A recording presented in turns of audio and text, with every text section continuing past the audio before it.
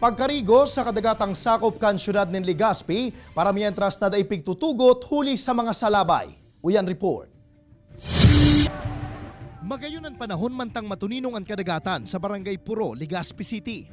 Kaya man inaprobitsaran kan pamilyang ini as inibapang mga residente sa pagkarigos sa dagat. Alagad biglang nauntok ang kaurugmahan kan makamatinin panggagatol sa braso ang aking ini. Sigun sa lolo kan aki, posibleng nasalabayan sa iyang makwapo, alagad sigun sa iya. Bako pa man ini delikado, huli tabak pa man subot panahon kan pagruluwasan kan mga peligrosong salabay o box jellyfish. Pag nasalabay ka, dahil mo pagpuson, yan laga, siringon mo lang ano. Makalisan insidente, tulos man na naglibot ang mga otoridad kan syudad, nganing patanidan ang publiko na ipapangalad na muna ang pagkarigos sa kadagatan hasta sa igwapan ng mga nahiling na salabay sa lugar.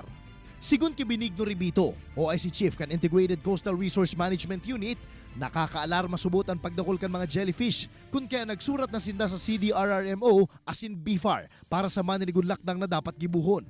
Advice ko muna na di ko na magpara kuyan ko na dyan na mag-igwak i-contact din sa dagat. Mas lalo sa shoreline. Usually, kadaklan di sa shoreline, yaon dyan nagpiparalin sinda eh. Katakot kay ni nag-abiso man ang BFAR na maglikay na muna sa nasambitan ng mga salabay, hulit na malala subutan pwedeng maging epekto kay ni sa sarong tawo na pwedeng maging mitsa pa kan buhay kan mabibiktima. Ini si Jesse Cruzat, Balitang Bicolandia.